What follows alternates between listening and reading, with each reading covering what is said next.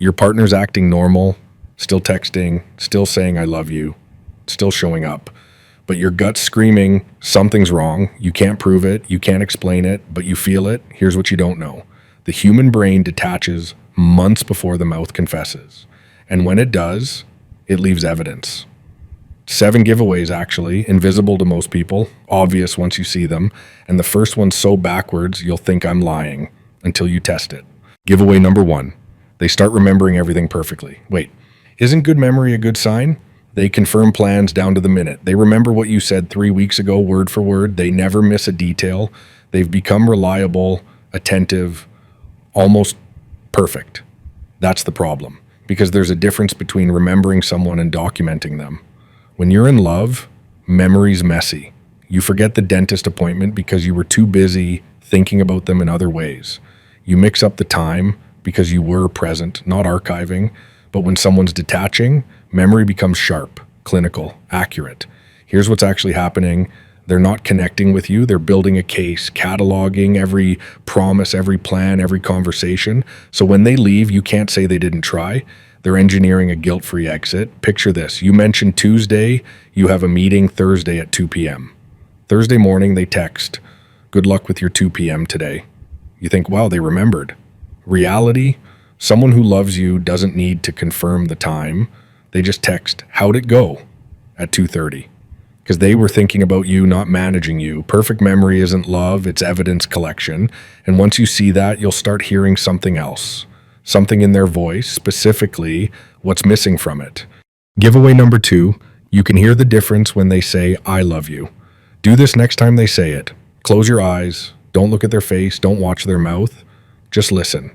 Does their voice lift? Does it have texture, warmth? Or does it sound like they're reading from a script they've memorized but stopped believing? There's a voice people use when they're performing emotion instead of feeling it. Polite, pleasant, hollow. I call it the customer service voice. You hear it when you share good news. Oh, wow, that's great, babe. Same inflection they'd use with a stranger at Starbucks. You hear it when they say, I love you back. The words are there. The melody died months ago. You hear it when you're telling a story and they go, uh-huh, in that flat, managed tone that says, I'm listening, but means I'm waiting for this to end. Here's your test. Record them, seriously. Next time they say, I love you, save it, then play it back without context. Would you believe that person's in love if you didn't know who they were talking to? Because vocal intimacy is involuntary. You can fake the words, you can't fake the music. When someone loves you, their voice does things when they talk to you. It softens, it plays, it has life. When that dies, what's left is courtesy. You're not talking to your partner anymore. You're talking to the PR version of them. And PR reps don't love you. They manage you until the contract ends. Giveaway 3. They stop correcting you. This one's fast because it's everywhere once you notice it. You get a detail about them wrong. Their coffee order, a fact about their job, where they're from. They don't correct you. Most people think that's maturity, letting small things slide. Wrong. When someone loves you, being accurately known matters. They'll interrupt you mid-sentence. Wait, no, let me explain it right. Because the version of them in your head needs to be correct. When they stop correcting you, they've stopped investing in how you see them. You're not someone who needs to know them anymore. You're someone they'll explain everything to eventually. In the breakup conversation. For example, you tell a friend, yeah, he hates spicy food. He's sitting right there. Says nothing. He actually loves spicy food. That silence, that's detachment. Look, I know how this sounds, like I'm telling you to panic over nothing. I'm not. If you're seeing one of these, could be a bad week, could be stress. But if you're seeing 4, 5, 6 of them, that's not a rough patch. That's a pattern, and patterns don't lie. Giveaway number 4. They become effortlessly agreeable. Remember when picking a restaurant took 15 minutes? You wanted sushi, they wanted burgers. You'd negotiate, banter, maybe bicker. Now, whatever you want. Every time, about everything, where to eat, what to watch, how to spend the weekend. And you think, finally, we've matured, no more petty arguments. You're wrong. Disagreement requires investment. When someone stops fighting for what they want, they're not being flexible, they're being efficient. Here's the question running in their head. Is it worth having a preference when I won't be here in 3 months?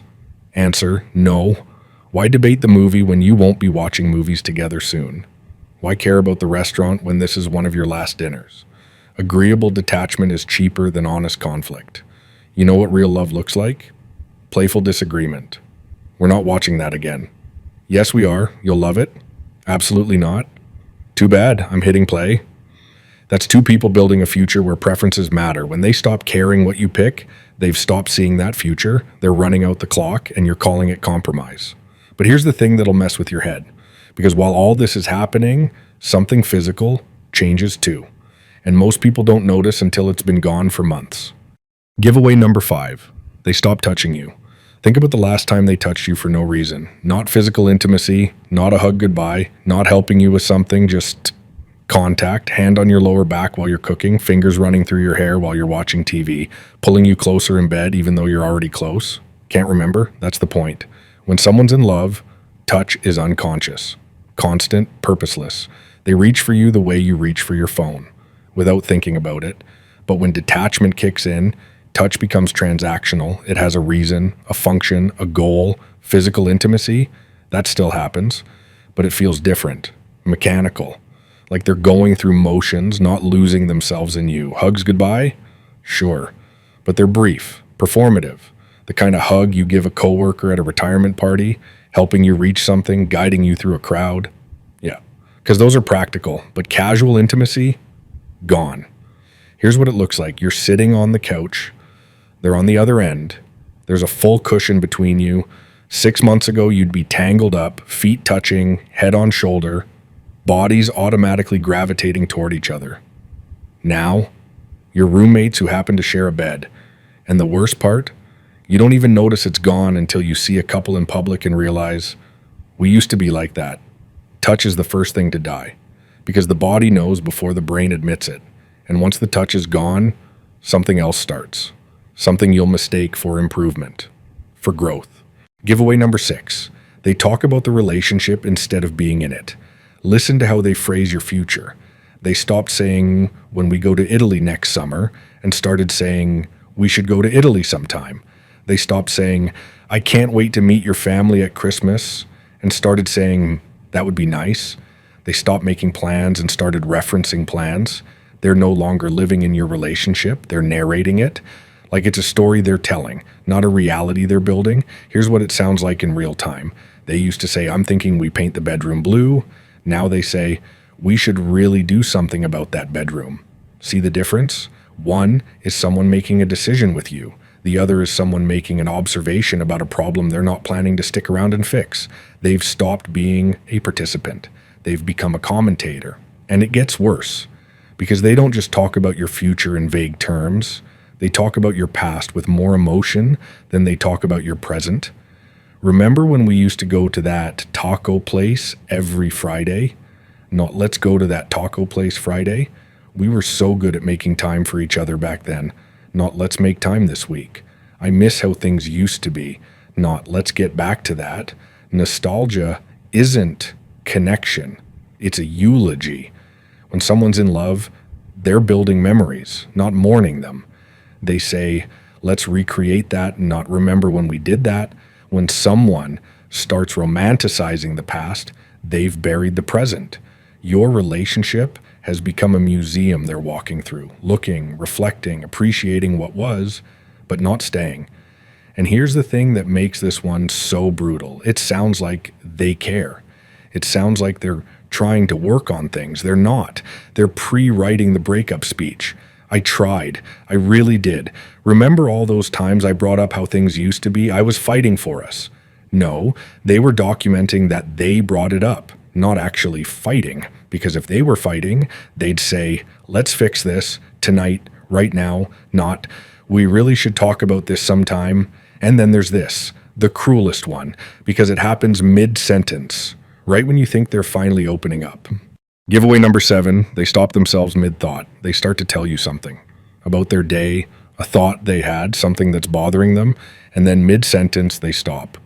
You know what? Never mind. It's nothing. Forget it. You ask them to continue. They refuse. What just happened? Their brain ran a split-second cost-benefit analysis and decided you're not worth the effort. Not because you did something wrong, because they've already checked out, and explaining themselves feels like labor they don't want to do anymore. Every time someone shares a thought, their brain unconsciously asks, is this person safe? Will they understand? Is it worth the energy?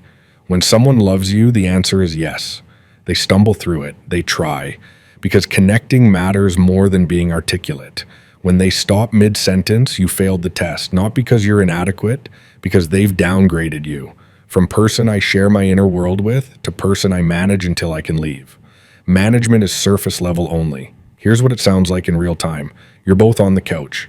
They start talking. They say, so this thing happened at work today and I was thinking about how actually, you know what? It doesn't matter. You respond, no, tell me. What happened? They shut it down. Seriously, it's not important. What they're really saying is, you're not important enough for me to finish this thought. Every never mind is a micro rejection, a little pre-goodbye you didn't catch. They're rationing emotional energy, saving it for the exit. And the saddest part? You're sitting there desperately trying to get them to open up, begging them to let you in while they've already locked the door from the inside. So here's what's really happening when you notice these things. Like, you're not asking, are they going to leave? You already know they are. You're asking, am I crazy for seeing this when everything looks fine? No, you're not crazy. Your gut has been reading the data your brain's been refusing to process. Because here's the truth about how people leave. The body detaches first, stops reaching for you, then the brain detaches, stops planning with you, then months later the mouth finally catches up and says the words. By the time they tell you it's over, you've been in a one-person relationship for half a year. You've been mourning someone who's still in the room. So you have a choice. Confront it now, today, while there's still a shred of something left to fight for. Or keep pretending you don't see it. Let them control the narrative. Let them leave when they're ready, while you've been dying inside, waiting for them to say it out loud. Either way, you already know the truth. The only question is whether you're brave enough to stop waiting for permission to believe it.